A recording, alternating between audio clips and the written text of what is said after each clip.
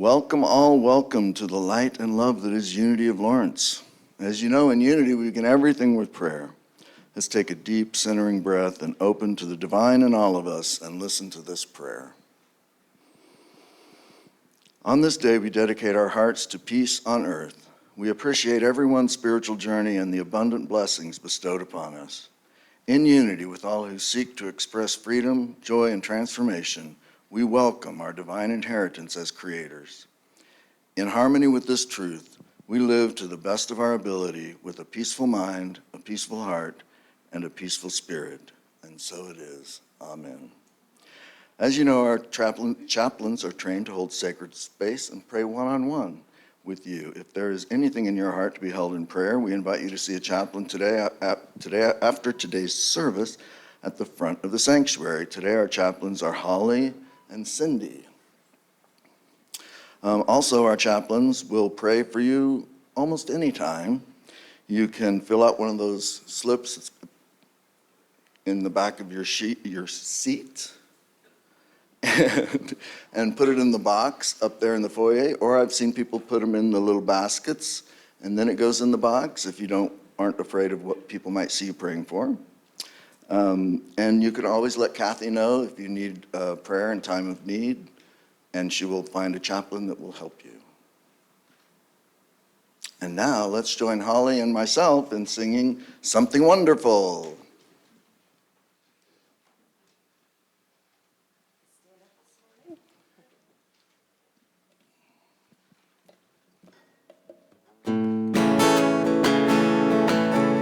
This song is by Harold Payne.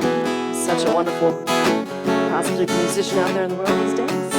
We'll tribute to this one thing for a moment. Something wonderful is happening to me right here, right now. Something wonderful is happening to me right here, right now. I can feel it in my body, feel it in my soul, feel it in my heart, and it won't let go. It's something wonderful is happening to me right here, right now. Let's share something wonderful with your neighbor and say hello this morning.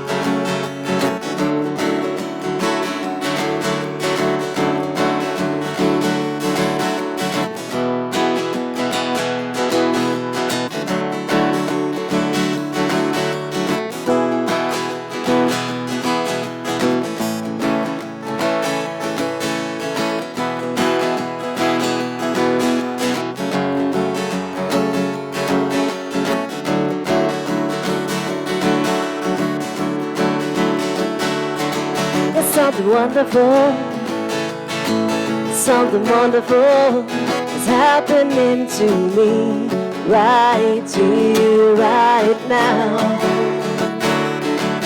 Something wonderful is happening to me right here, right now. And I can feel it in my body, feel it in my soul,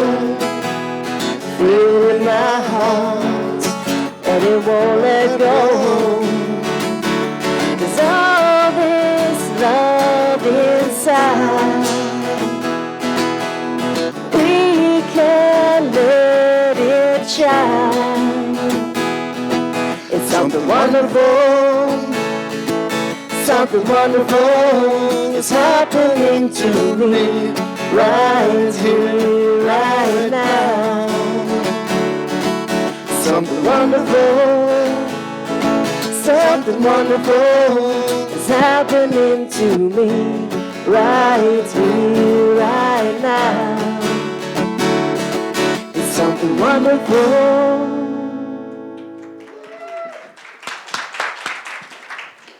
Thank you, Holly. Thank you all. And now it's time for our unity intentions. Please affirm with me. Something happened to my voice this morning. I don't know. Please affirm with me unity's founding principle. There is only one presence and one power in the universe and in my life, God, the source of all good. And now our Unity of Lawrence vision statement. United in divine love and joy, we celebrate a peaceful and abundant world for all. And finally, our Unity of Lawrence mission statement. We are a thriving spiritual community, sharing love, building bridges, and inspiring transformation. And now please welcome our special music guest, Star Sister Revival.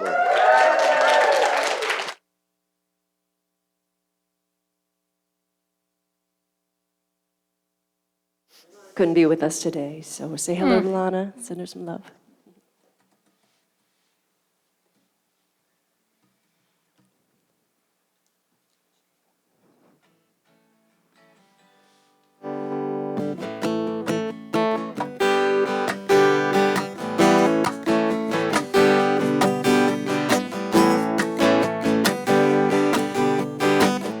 I believe in innocent bliss. I believe in the leverage of wits. I believe in our great spirit. There's miracles at our fingertips. I believe in healing within. I believe in holding your hand. I believe in knowing we can create a brilliant master plan. What color is your cosmos in the canopy of sky? What color is your language upon your tongue passing by? What vision keeps on playing in the theater of your mind? What knowledge keeps you company as the day is drawing nigh?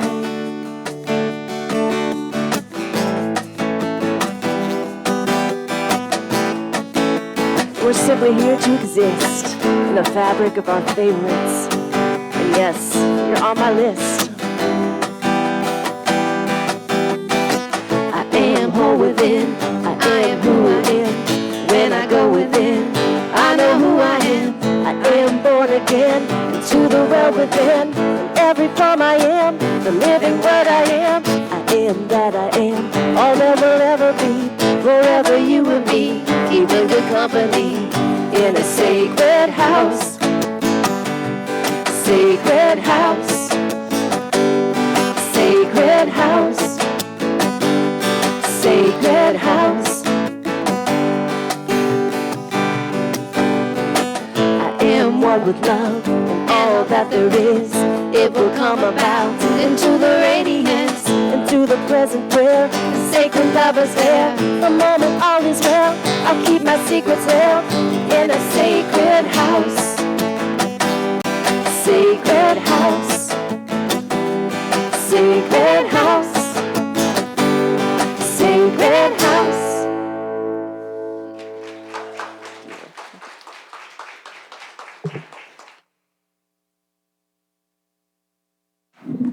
Thank you. That was wonderful. And now our speaker, Diane Silver, is a Pushcart Prize-nominated poet and teacher who seeks to tease open the scar tissue life layers over our hearts. Her works include the Daily Shop of Hope books, of meditation, and a newsletter called Poetry and the Life. She's been a newspaper reporter, queer rights activist, and a political operative. Today she serves as a chaplain here at Unity of Lawrence. Welcome, Diane. Thank you. Wow, it is always such a joy to be here at Unity of Lawrence as a speaker. I get to serve as a chaplain, and that is an enormous joy. But to come as a speaker and have this time to spend with you in the audience and you at home is absolutely wonderful. And before I get going, I want to let you know that some people have asked me about some of my books. And so I decided to bring some today. They're out on the shelf in the foyer. Right over there on the right, you can buy one of my meditation books or one of my chapbooks of poetry. Just throw some money. There's some prizes there. Throw some money in a jar. And also, I have a sign that shows you how to get to Poetry in Life, which you can read for absolutely free.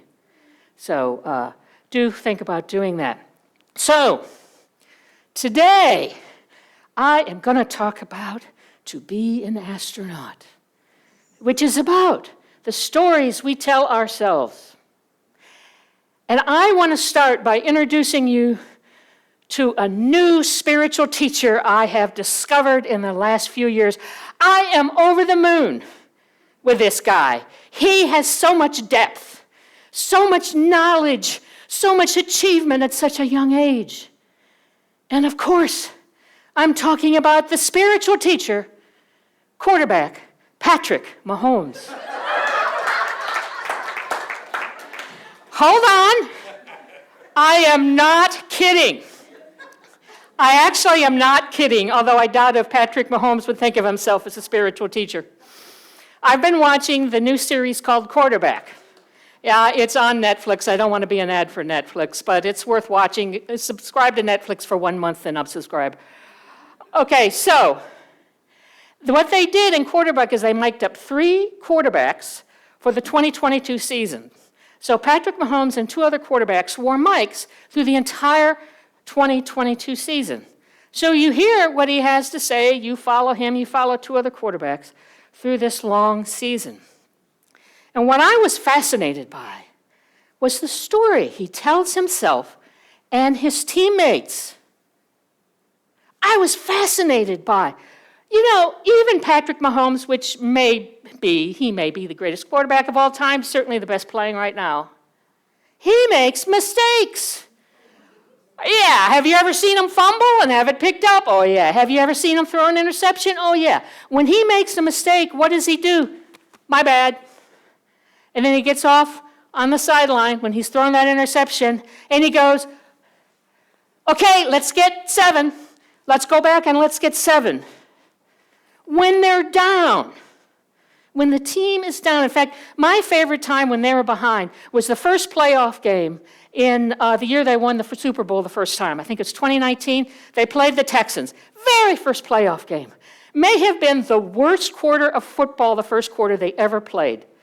They did everything wrong. They even gave up a punt. They were punting, the other team blocked it, and the other team ran it back for a touchdown. They were behind at the end of the first quarter by 24 points. The score was 24-0. I mean, that can be the end game score. What did Patrick Mahomes do? He goes on the bench, and he goes, we can do this. This is who we are. This is what we do. And as you watch him through the 2022 season, he says over and over again, this is who we are. This is what we do. Let's go. Let's go. This is who we are. This is what we do. And if you remember in that game against the Texans, by the end of the first half, they were ahead by a couple of points. And by the end of the game, they won by 20 points. This is who we are. This is what we do. This is how a story can affect a game.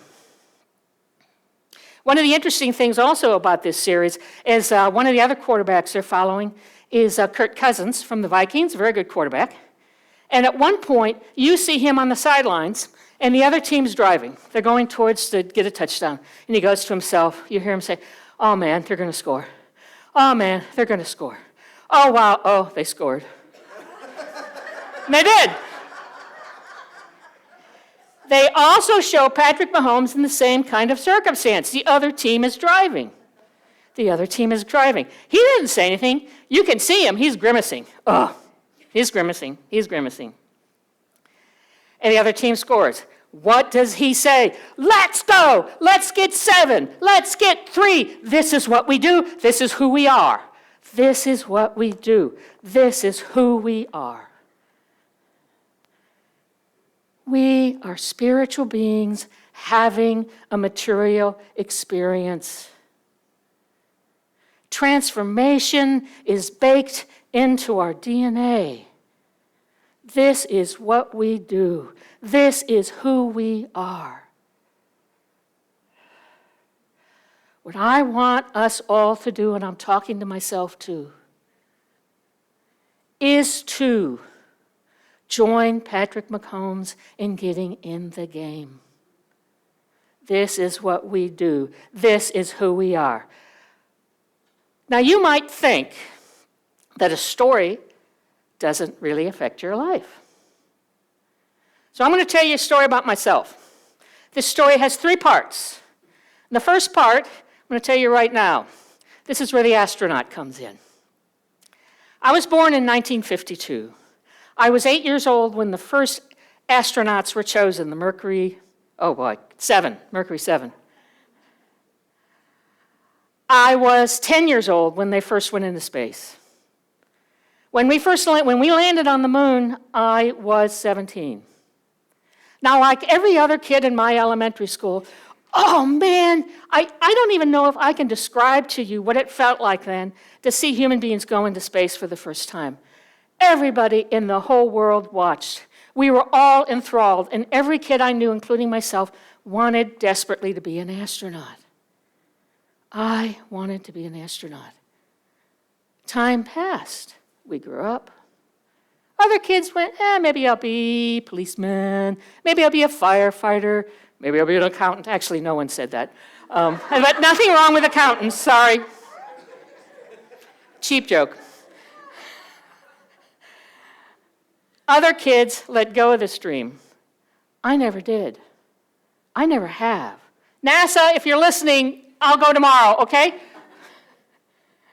Or anybody else who sends up astronauts these days. I never let go of the dream. I want still to be an astronaut. I want to go into space. I want to challenge myself physically. I want to go where other people haven't been before. I want to explore, most of all, I want to explore the natural world. I want to understand things that other people haven't seen. I want to understand in a deep way. But I was a girl, still am. And when I was a kid, women couldn't be astronauts. Absolutely not. Actually, it wasn't until many years later that we found out that actually there had been 13 women who were given the same test as the men who became the first astronauts. And there were a number of the women who did better than the men on those tests, but never mind. They couldn't become astronauts. It was absolutely impossible for me to be an astronaut. How did my family react to this? Well, I think particularly it was my mother who did this. I think she was trying to save me from hurt. And she would tell me, oh, I'm sorry, you can't do that. And then everybody started to joke about it. And I did have a problem when I was a kid getting car sick. And everyone started to joke, oh, Diane, if you go up into space, you have to have car sick bags. You can't go. Ha, ha, ha, ha, ha, ha. It's so funny, you little kid, to even have this dream. So I grew up. I became a journalist. Because I still like the idea of exploration, and being a journalist would allow me to go out and explore things. In 1977, I was working for United Press International in Detroit. This was my first job out of college. And as the new person, I worked in the evening. I worked 3 p.m. to 11 p.m. Now, okay, I feel like I'm 10,000 years old to tell you this. This was an old-fashioned newspaper, an old-fashioned wire service office. They had teletype machines, which were like automatic typewriters, like clickety, clickety, clickety, clickety. And so to get the news, TV stations, radio stations, and newspapers, to get the national news and some of the state news, they would subscribe to our service, and in their offices would be this thing, this big honking machine, which would go clackety, clackety, clack, clack, and the news would come off on this long piece of paper that would scroll. A couple people were nodding. You know that. Good. So one night, I was working. Everybody else was gone. I was totally by myself. It was dark.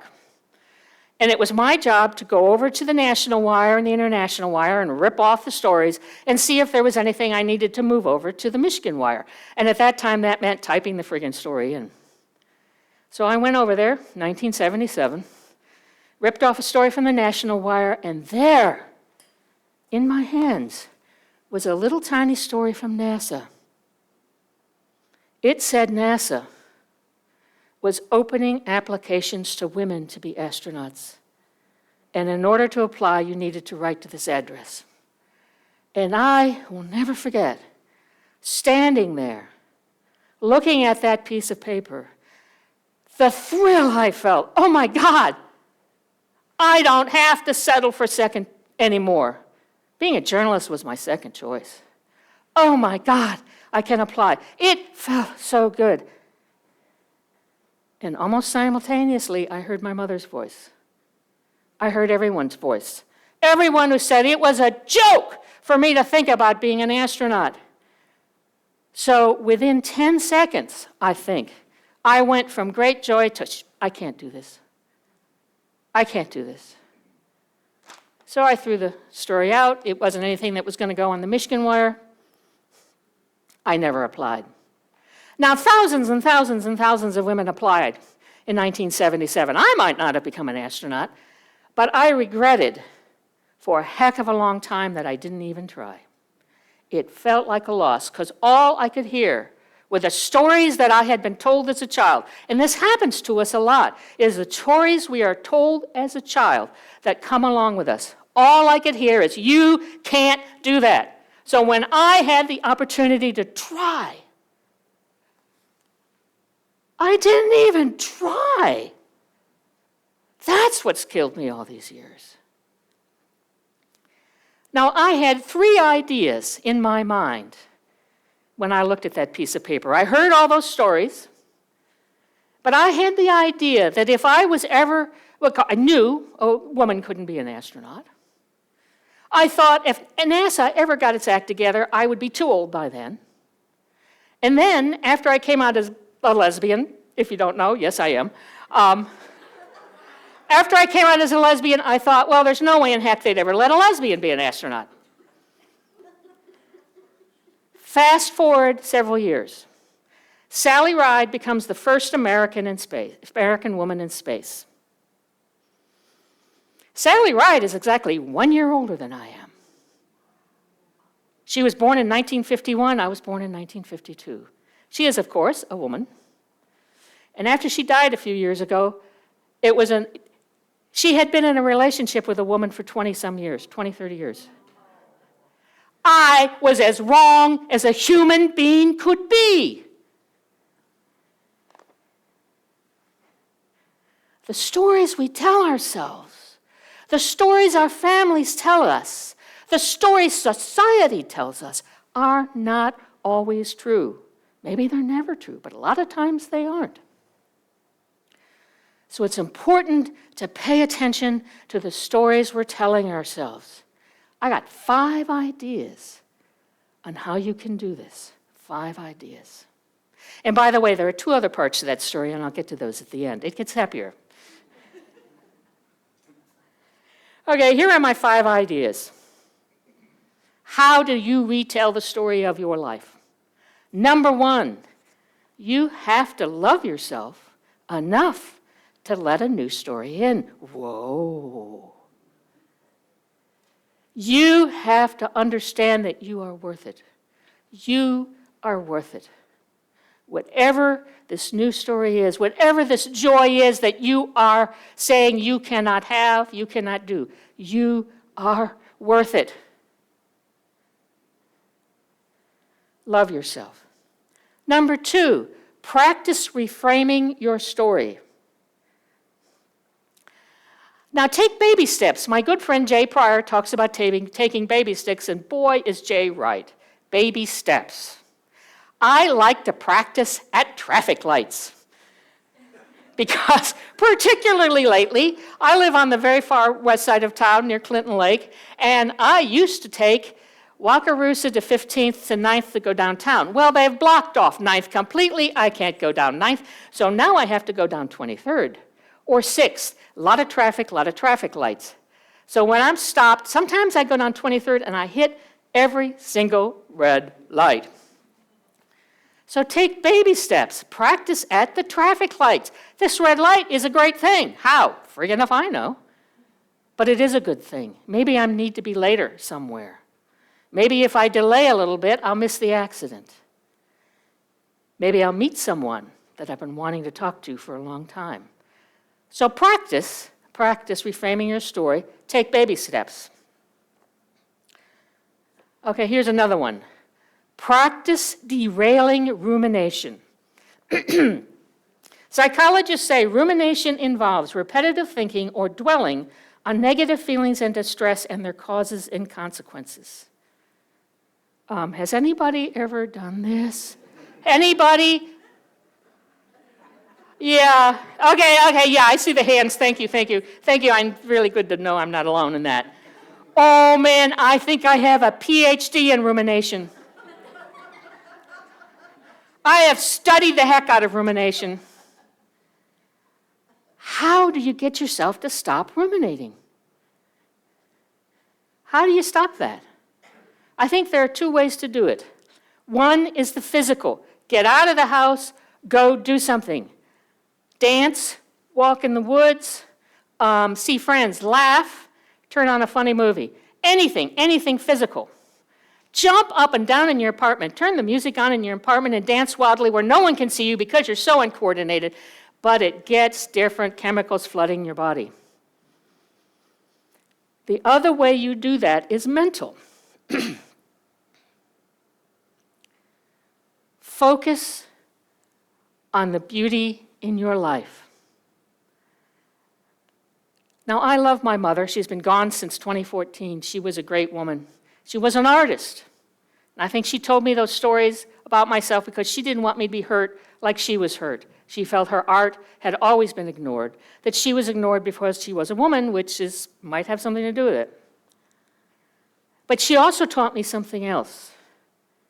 We'd be driving around Detroit in the middle of winter with soot on the snow, the tree's barren, it's cold, it's yucky, there's dirt everywhere, and she'd say, look at the beauty of that tree. Look at that. Look at how the snow, the white, coats that branch. And she would get me to see the beauty of that silly branch in the middle of Detroit in the winter when all I wanted to do was be somewhere else. As I stand here right now, and I'm not joking about this, I see the beauty of your faces. I see the beauty of every face in here. Oh my goodness, it's so good to connect with you. It's so good to connect with you. I see the beauty of the sunlight on the trees, the back of the parking lot. You can kick yourself out of rumination by doing something, bringing yourself into the present, seeing the beauty in life. Step number 4, allow yourself to be less than perfect. On the days you ruminate, on the days you're telling yourself the old story, oh my goodness, my mom was right, I would never have been able to do anything. On the days it doesn't work, or the moments, oh, well, okay, here I go, I did that, okay, oops. It'll be interesting to see how I get out of this one, but I know I'm gonna. Just accept it, you're less than perfect. And I'll tell you who taught me this. The person who taught me this was a Zen master. Knocked my socks off when she told me, because I'm like trying to meditate at the Kansas Zen Center, and I'm like, I can do anything but meditate. You're supposed to stay exactly still. You're supposed to hold yourself still. And I'm like, help me, I have to move, I have to move, I have to scratch, this is terrible. And I'm thinking of anything, but I'm supposed to be watching my breath, or I breathe in and I say to myself, what is this? And I breathe out, don't know, and I'm like, I know it's miserable, come on. This Zen master told me once, she said, sometimes when I meditate, I'm balancing my checkbook. I went, what? Yes. Sometimes she was balancing her checkbook or thinking about dinner or something else. I said, well, what do you do when that happens? Well, you don't yell at yourself, she said. Oh. Oh, yeah. It's like a train going by. You don't have to you see the train, you acknowledge the train, there's that train, but you don't have to get on it. There goes that thought. I'm balancing my checkbook again. Okay, just let it go. Well, how about that? I'm balancing that checkbook. How about that? Today I feel really awful. Well, how about that? Good for me for noticing that. Woo-hoo, there was a time when I wouldn't have. Okay, there it goes on the train. Don't have to get on. The other thing is to have faith. Now, I call myself the atheist chaplain, if you all didn't know. And I don't know what I feel about that. I have a friend who I've worked on some poetry with, and she says, Diane, you're the most spiritual person I know. Why do you call yourself an atheist? I just have a hard time getting behind the conventional view of God. And I guess using the word atheist is as good as anything else. But there is spirit that supports us. This I know. I can feel it. Spirit supports us. We are not alone. Have faith.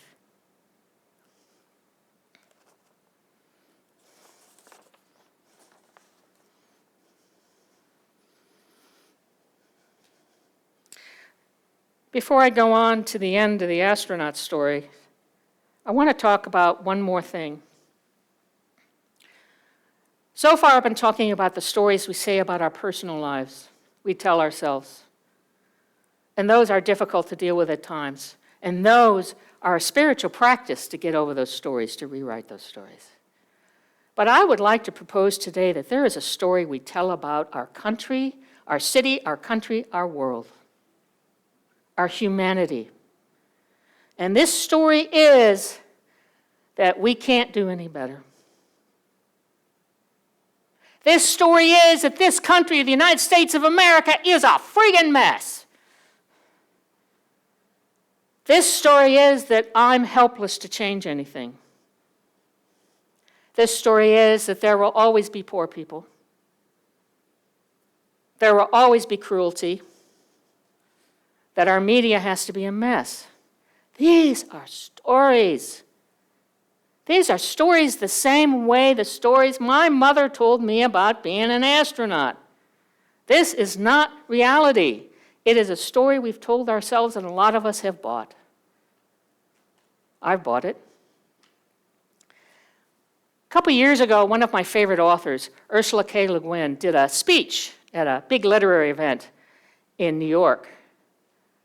And I was so taken by one of the things she said.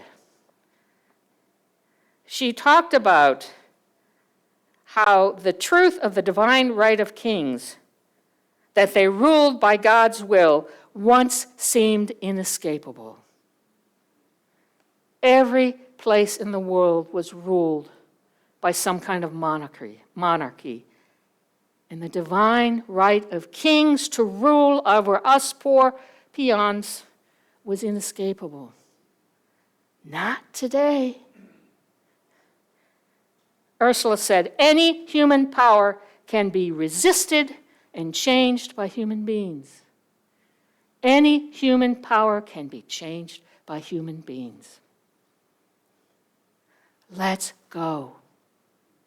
This is who we are. This is what we do. We make transformation in ourselves. Take yourself as a laboratory, but also in our world. People don't have to be poor.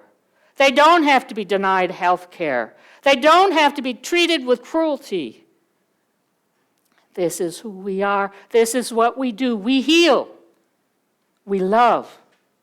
We make the world a better place.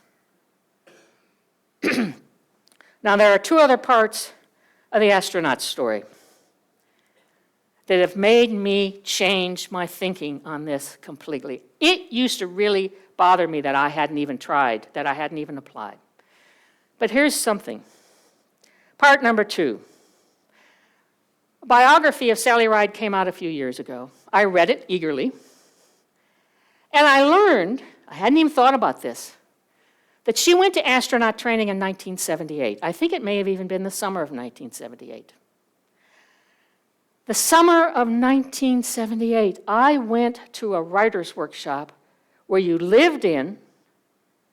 It was kind of a writer's boot camp. You lived there for a couple of months. You got up every morning, and at 10 a.m. you showed up in a room. There were about 20 of us studying with published writers.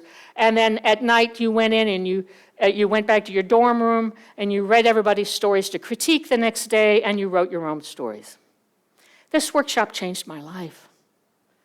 I will never forget the first day sitting in that workshop room, listening to the published writer who was teaching us that day give us our opening lecture. I will never forget sitting there and going, oh my God, for the first time in my entire life, I don't want to be anywhere else. If NASA had walked into the room that day and said, okay, Diane, get up, you got to go to astronaut training now, I would have said no. That workshop changed my life in so many ways. It was where I found out who I was. It was where I got the first tools that have allowed me to do what I'm doing here today, that have enabled me to do it. So that's the second part of the story. The third part of the story is I ask you to remember that I wanted to be an astronaut because I wanted to challenge myself physically and I wanted to explore the natural world. Well, here's an interesting thing.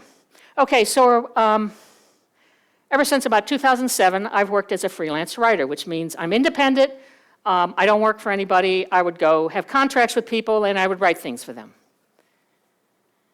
Not long after I went on my own as an independent writer, I was hired by the geology department at the University of Kansas to produce a magazine for them every year. Now, when I was hired to do that job, it was sit in your office, write stories, and I would go on campus and interview geologists, scientists in their labs.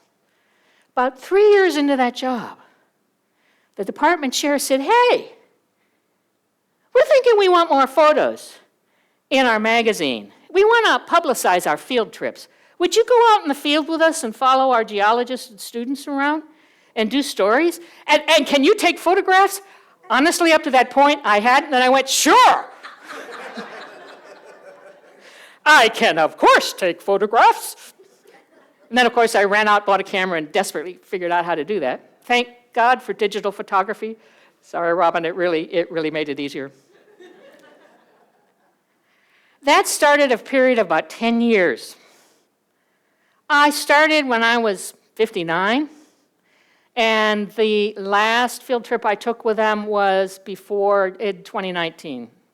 Kind of got shut down by the COVID pandemic. I pushed myself, and I explored the natural world. I had adventures that I was paid to go have. It was sometimes really friggin' hard. I chased 20-year-olds up mountains. I went in canyons. I walked miles on tidal flats. I had a ball. I loved it. And it was only as I was preparing for this talk that I realized I was an astronaut. I got hired to sit in my office and write something, and I got to go out, and I was paid to have adventures and explore the natural world. It was intriguing. It was exciting. It was incredibly fulfilling. Do you remember that movie from a few years back, The Best Exotic Marigold Hotel? A lot of people saw that? Yeah, it was a great movie, very funny. Well, there was a character in that movie who was riding around on his bike a lot. He's running this hotel in India, and the hotel's always in danger of closing. And but he keeps saying, well, if it isn't better yet, it isn't over. If it isn't better yet, the story isn't over. If it isn't better yet, it isn't over. And of course, by the end of the movie, everything was better. It is a movie. But I propose to you today that if it isn't better yet, it isn't over. We as humanity, as the human race, we've got our flaws, we've got our problems. But it isn't over. We as individuals have our problems, but it isn't over. I propose to you today and I ask you, follow me, follow Patrick Mahomes in changing our story. We may be down 24 points in the first quarter, but they ain't seen nothing yet. This is who we are. This is what we do. Thank you so much.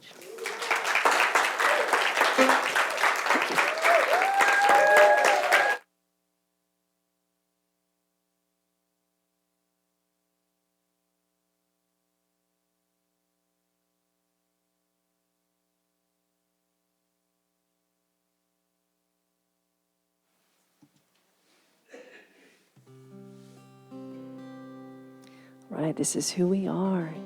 We're going to prepare to go into a little bit of a meditative state here.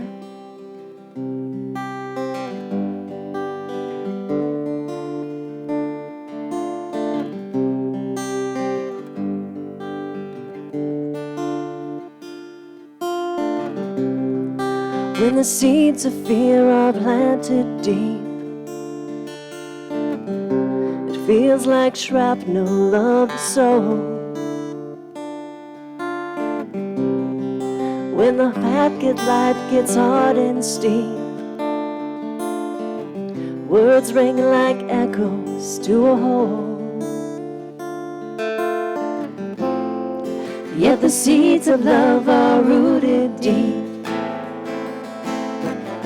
the very wellspring of the soul, centering the thoughts to keep. Give some wisdom to behold. I look out to the wonders, I call out to light, I feel into gladness, I rise in the night, stand in the silence, I am free of the fight, I am peace in the knowing, I am love's pure delight. Yet the seeds of love are rooted deep, the very wellspring of the soul, centering the thoughts to keep. Gives of wisdom to behold. We will look out to the wonders, we will call out to light, into gladness, we will rise in the night, we will stand in the silence,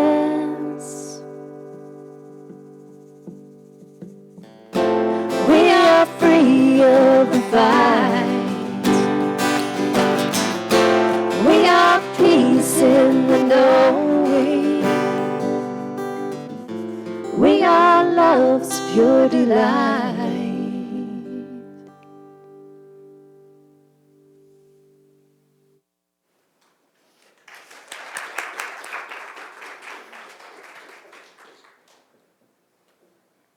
As we go into our meditation, I ask you to make yourself comfortable in your chair.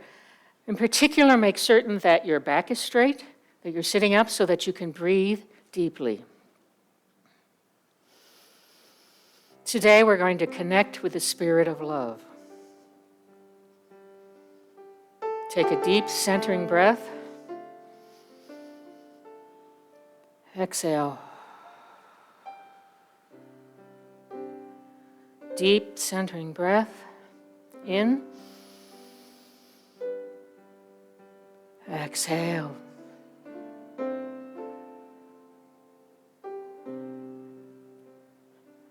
I want you to remember someone, something, a puppy, a kitten, character, when you felt love.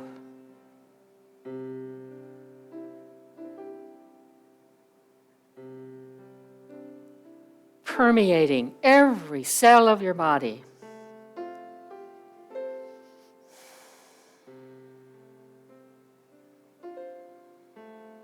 As you breathe in love. As you exhale pain.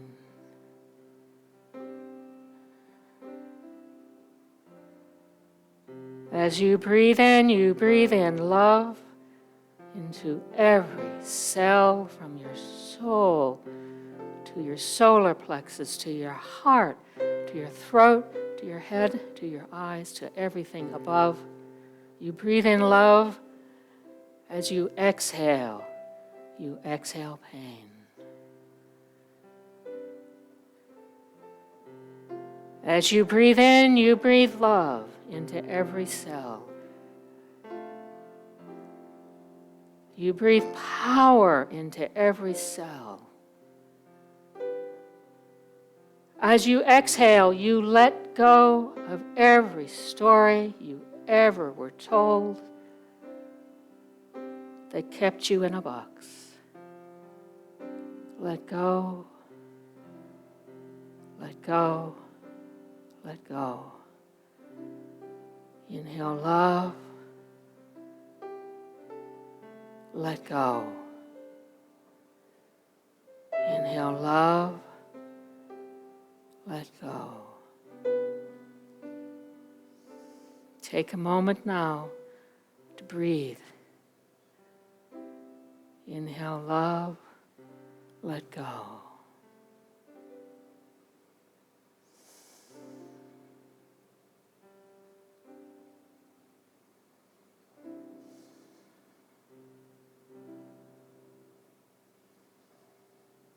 Inhale love.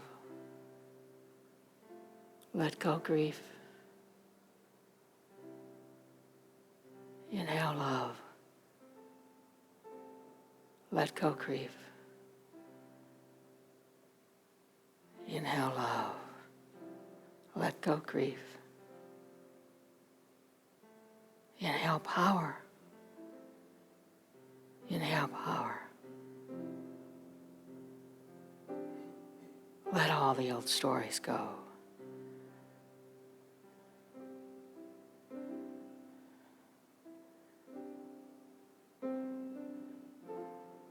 Breathe.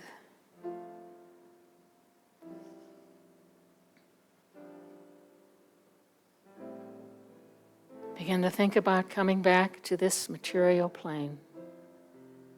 Feel the floor under your feet.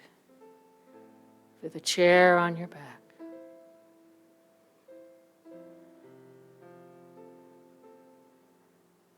Breathe in.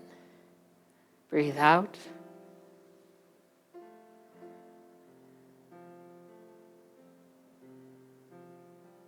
Come back. Bring it all back with you. You are loved. You have the power. Wiggle those fingers and toes.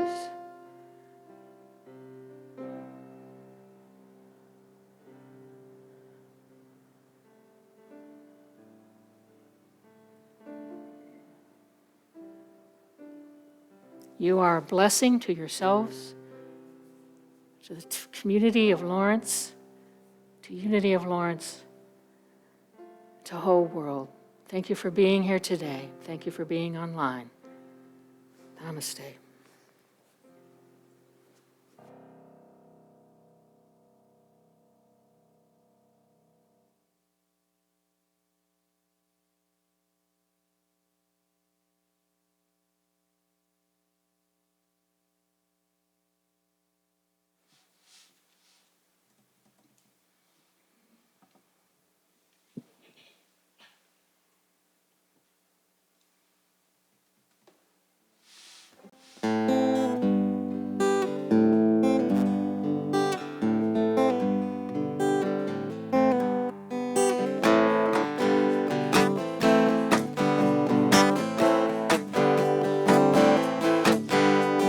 Rain down, rain down, rain down that golden sun.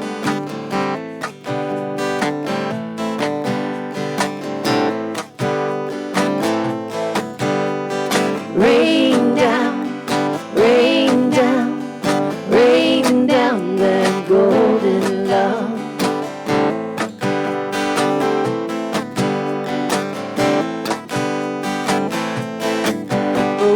Found attached to one another, or at least to our own skies. The day dawns around the sun, and some do slumber on. But we are dreamers of the cosmos. We're learning how to fly. We're schemers of the utmost, creators of our lives. And we are breathing in the cosmos further than we know. We're breathing through the thresholds, through the wormhole we go. We're dancing spiral nebulas, embraced by our own grasp. The wonders of the journey, reflections of the past. And we will rain down, rain down, rain down that golden sun.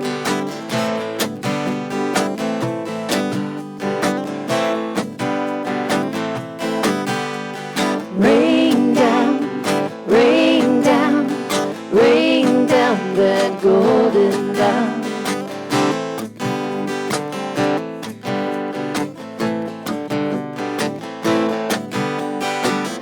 Spectrum of divine love, the heartbeat of all life, the flowing of the Spirit's voice rests upon us this night. And we are dreamers of the cosmos, we're learning how to fly. We're schemers of the utmost, creators of our lives. So we will rain down, rain down, rain down that diamond light.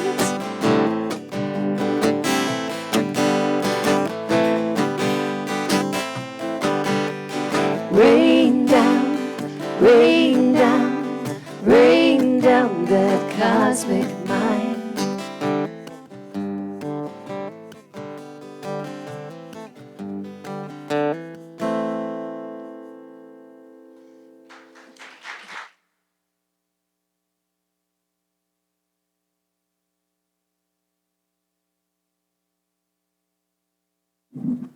As our ushers come forward for our time of thanks, I invite you to join me as we hold our gifts to this community in our hands and love in our hearts. Let's affirm together, divine love through me blesses and multiplies all that I have, all that I give, and all that I receive. And so it is.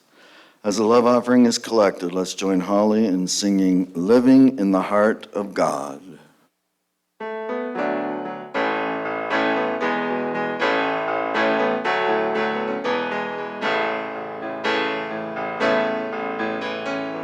Nothing is ever lost, and we are not forgotten. We are living in the heart of God.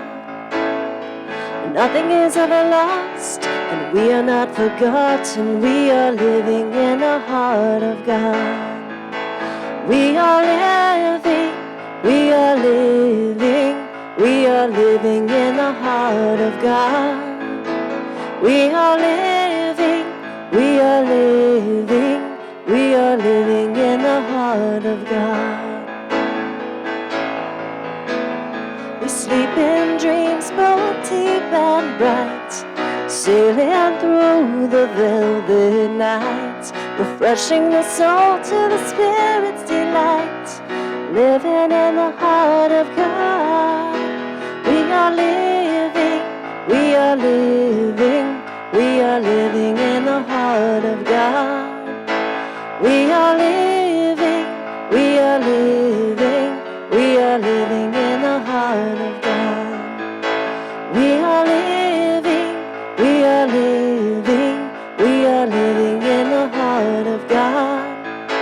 We are living, we are living, we are living in the heart of God. As our ushers come forward, here's our prayer of thanks. Please listen. We are grateful and we bless the flow of good that supports our Unity community. We bless the givers who give their time, talent, and treasure. We stand in the knowing that the flow of good goes forth only to return again and again, and so it is. Amen. A special welcome to our guests today. Thank you for joining us. If you would like more information about Unity of Lawrence and the Unity Movement, pick up a welcome packet in the foyer. Sunday Lunch Bunch is meeting at Hoo-Hot, 2525 Iowa Street. Everyone is welcome. The Love Karen store is ready for shoppers. Thank you for all your help in sorting and displaying all the items that were donated by Karen's family. The store is officially open after this service and will be open following Sundays and Saturdays around 1:30 p.m. And all are welcome. The hours are posted. Oh, the hours are posted. Very good. Remember, open meditation meets on Tuesdays at 6:30 p.m. An opportunity for fun. We are all invited to join the Lawrence Barn Dance Association's monthly dance on this Saturday, August 12th at the Lead Center Pavilion. The lesson for beginners is at 7 p.m. Dancing begins at 7:30. Sliding scale cost is $8 to $12. This is an alcohol-free and LGBTQ-friendly event. Dances are social, fun, and beginner-friendly. You don't need to bring a partner. See Lynette Pittengale after the service if you have questions or want more information. Jocelyn and Kathy just made me inspired that, so they're in the parade and then they're on little fists. Awesome. Be sure to check out the upcoming events in our August newsletter. September is going to be a month full of great music, book studies, talks, and workshops. Here's one more exciting event coming in September. Join Susan Giesman for her workshop, Making the Connection, on Sunday, September 24th.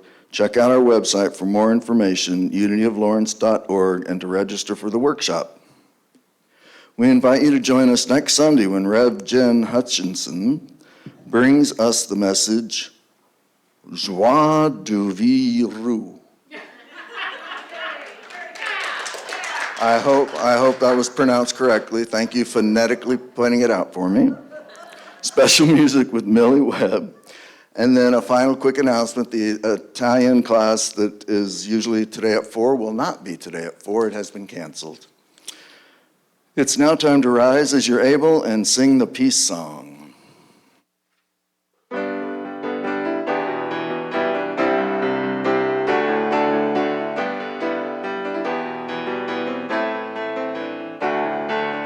Let there be peace on earth, and let it begin with me. Let there be peace on earth, the peace that was meant to be. With God as Creator, united all are we. us walk with each other in perfect harmony. Let peace begin with me. Let this be the moment now.